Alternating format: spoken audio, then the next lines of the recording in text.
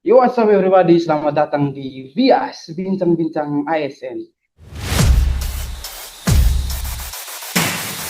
Jadi hari ini kita akan membahas soal implementasi nilai berakhlak dalam kehidupan aparatur sipil negara. Bersama dengan saya hari ini ada 4 orang kakak-kakak yang cantik dan ganteng-ganteng ini. Yang pertama ada Rizky Julifer. Oke, itu dia Rizky. Yang kedua ada Yohanes Franciscus Lado, biasa dipanggil Pak Even. Yang ketiga ada Kristanto Putra Patipeilogi atau Pak Putra. Oke, itu dia Pak Putra. Yang terakhir ada kakak cantik namanya Maria Adelheid Kewa Era, biasa dipanggil Kak Hilmi. Oke, jadi hari ini kita akan berbincang-bincang soal berakhlak. Sebelum itu kita harus tahu apa sih itu berakhlak. Berakhlak adalah nilai dasar atau panduan kita sebagai ASN dalam menjalani atau bekerja dimanapun. Jadi kita bekerja itu sesuai dengan nilai-nilai akhlak. Tanpa memperpanjang kata lagi, jadi kita akan bertanya pengalaman soal berakhlak dan ya tentang berakhlak kepada kakak-kakak yang ganteng-ganteng dan cantik ini. Pertanyaan pertama akan saya berikan kepada kakak Rizky. Oke, kakak Rizky, ini pertanyaan pertama ini terkait dengan orientasi pelayanan ya. Jadi saya mau tanya kepada Pak Rizky ini. Pak Rizky mungkin pernah ada pengalaman di mana Pak Rizky harus berhadapan dengan masyarakat yang mungkin pada saat Pak Rizky bekerja itu tuh dia emosi. Jadi mungkin ada pengalaman dari Pak Rizky yang berhadapan dengan masyarakat yang sedang emosi. Di saat yang sama, Pak Rizky harus menjaga marwah Pak Rizky itu sebagai ASN. Ya, terima kasih Pak Fris untuk waktunya. Nilai-nilai dasar berakhlak ini memang sangat penting ya, apalagi berorientasi pelayanan. Soalnya selama saya menjadi CPNS itu mungkin selama 1 tahun, itu banyak hal-hal yang terjadi. Contoh tuh, saya pernah kerja di bagian pelayanan besukan. Nah, kalau di rutan itu kan, jika ada keluarga ingin membesuk, mereka harus melapor dan membuat surat. Setelah itu kita membuat surat untuk keluarga itu bisa masuk. Nah, satu punya pengalaman, jadi ada istri dari seorang tahanan, dia itu kan datang sudah tidak sesuai lagi jamnya. Jadi dia tuh harus minta masuk ke dalam rutan untuk membesuk. Nah, sedangkan jamnya sudah lewat. Jadi ibu tuh tidak mengerti tentang aturan-aturan yang ada di rutan. Setelah kita menjelaskan, ibu itu tidak menerima, kayak saya ini sudah dari jauh sudah datang, kenapa saya tidak diberikan. Jadi ya kita sebagai manusia mungkin mempunyai batas kesabaran ya.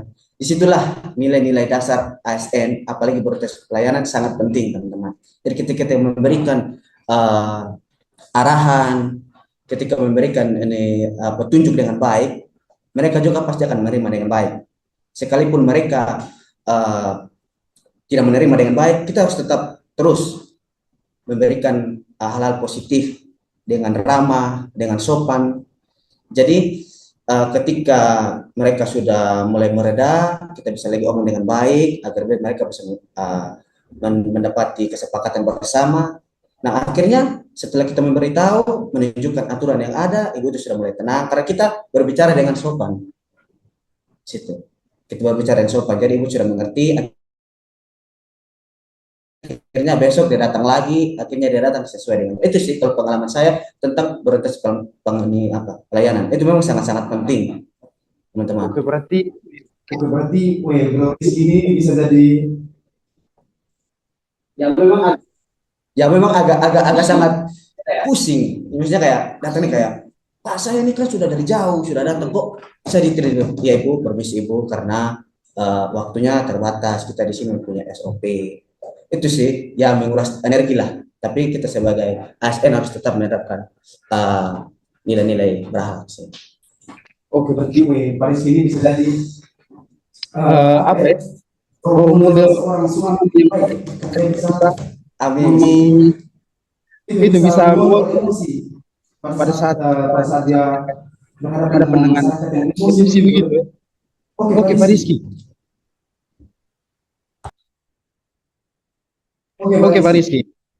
Eh, jadi di samping pengalaman itu ya Pak Rizky ya. Jadi selama Pak Rizky sudah hampir 1 tahun ya, Pak Rizky sudah bekerja sebagai seorang ASN, itu menurut Pak Rizky nih, dari 7 nilai berakhlak itu tuh menurut Pak Rizky mana nilai yang paling susah untuk Pak Rizky terapkan sebagai Pak Rizky ya, sebagai seorang ASN? Berorientasi pelayanan sih, karena itu sangat-sangat menguras energi. Karena kita tuh harus dipaksa menjadi sopan, ramah. Sedangkan contoh kan kita datang kerja nih, moodnya kita nggak bagus, kita lagi posisi sakit, dan terus harus berhadapan dengan masyarakat yang begitu beragam karakter kan. Menurut saya itu sih kalau dari nilai-nilai saya berakhlak, berorientasi pelayanan. Kalau menurut saya yang sampai sekarang nih masih agak susah ya, walaupun saya sekarang belajar karena sudah menjadi ini ASN, saya harus benar-benar itu supaya membuat citra kita sebagai SN itu menjadi lebih baik. Begitu sih. Oke, kalau saya juga saya setuju untuk berorientasi pelayanan ya.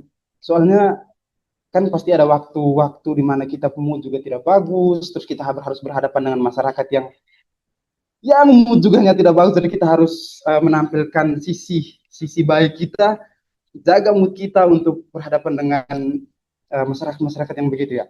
Oke, yang kedua ini berkaitan soal akuntabel.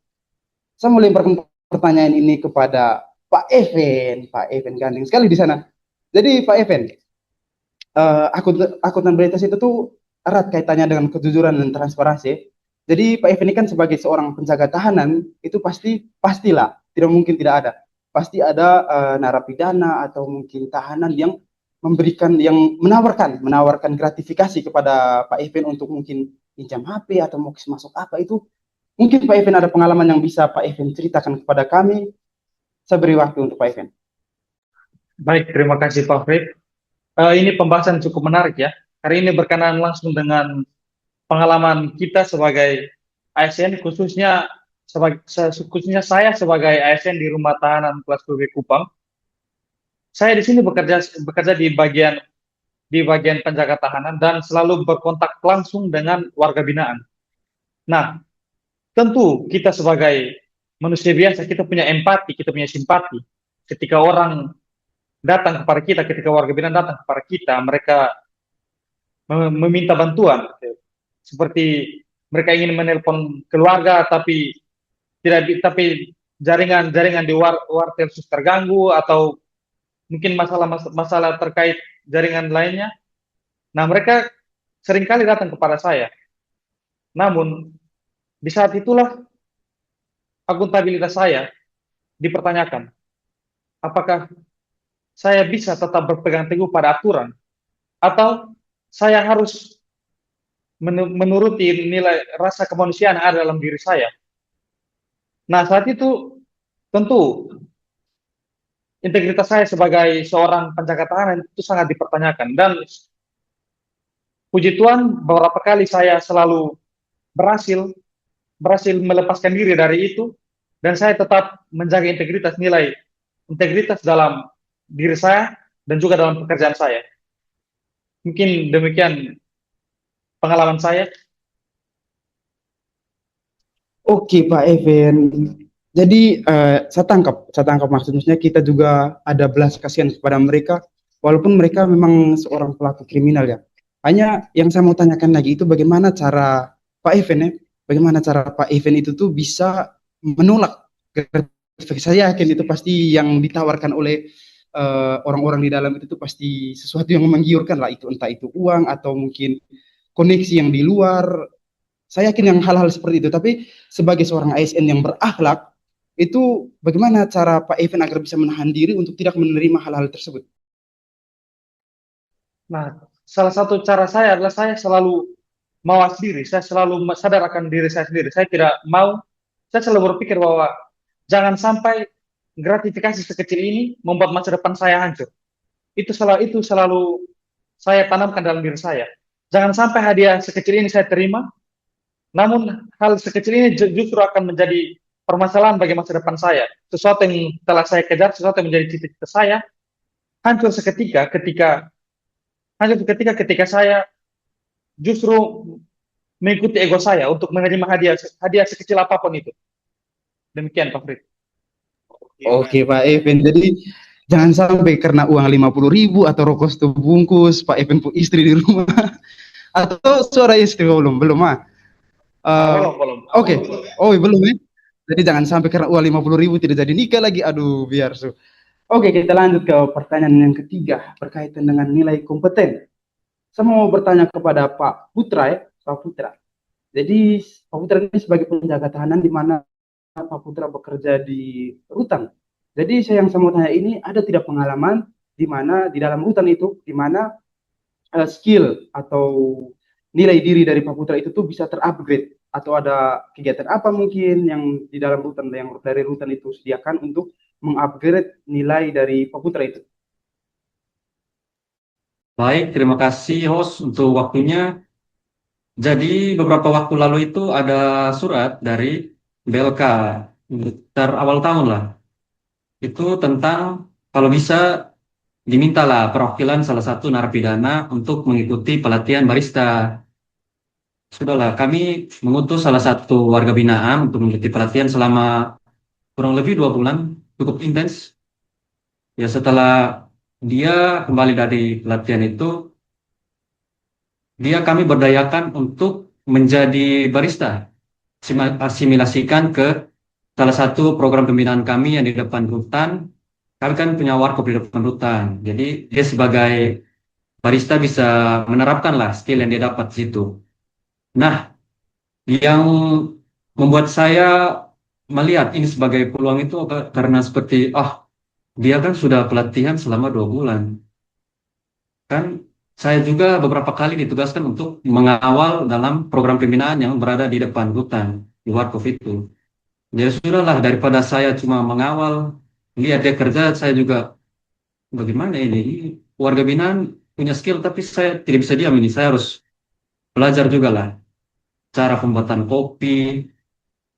Jadi sudah saya berbincang dengan warga binaan tersebut, dia bilang, ya, dari mana nih? Lu ajarin terus loh. Ini barang begini. Sudahlah.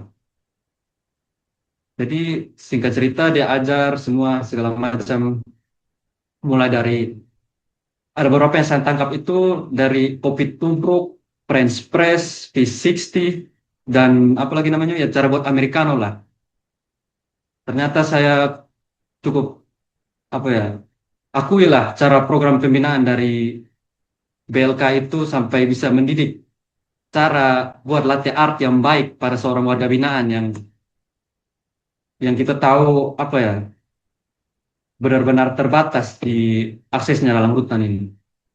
Jadi banyak juga yang memuji dari para pelanggan tentang keahlian dari warga binaan tersebut.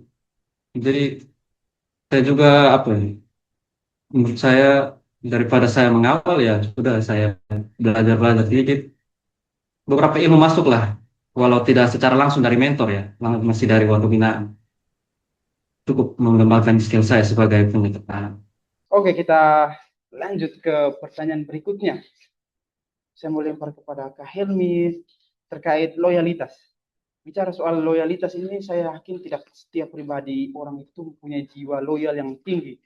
Apalagi sebagai seorang ASN, di mana ketika kita sedang berakhir pekan mungkin atau berliburan, mungkin ada atasan yang telepon untuk mengerjakan tugas ini, tugas itu. Mungkin dari Kak Helmi ada pengalaman yang seperti itu, dan bagaimana Kak Helmi cara dari Kak Helmi untuk bisa menjaga mood tetap baik pada saat itu. Pasti saya yakin saat itu tuh pasti moodnya sangat tidak bagus. Jadi bagaimana mungkin dari Kak Helmi ada pengalaman bisa diceritakan kepada kami? Baik, terima kasih Pak Frid. Jadi sebagai CSN yang bertugas di staf Kesatuan Pengamanan Rutan, seringkali menyelesaikan tugas yang bersifat urgent biasanya pada saat hari libur. Tiba-tiba ada permintaan data dari kantor wilayah yang mengharuskan harus dikumpulkan pada saat hari itu juga. Maka tentu saya harus masuk ke kantor bersama rekan-rekan dan senior untuk menyelesaikan tugas yang ada. Kami juga dari staf KPR seringkali masuk kantor pada saat hari raya, di mana rekan-rekan yang lain libur. Kami harus masuk untuk membantu menjaga keamanan di dalam rutan. Kami membantu pengamanan kayak ada ibadah di gereja atau sholat berjamaah di masjid, kami sering bantu pengamanan seperti itu. Jadi mungkin hari ini cukup sampai di sini bincang-bincang ASN kita pada hari ini. Jadi saya mau mengucapkan terima kasih kepada 4 kakak-kakak ganteng dan cantik ini, Pak Rizky, Pak Putra, Pak Even, dan Kak Maria, Kak Helmi. Oke, mungkin itu saja. Terima kasih sudah menonton dan sampai jumpa di lain waktu.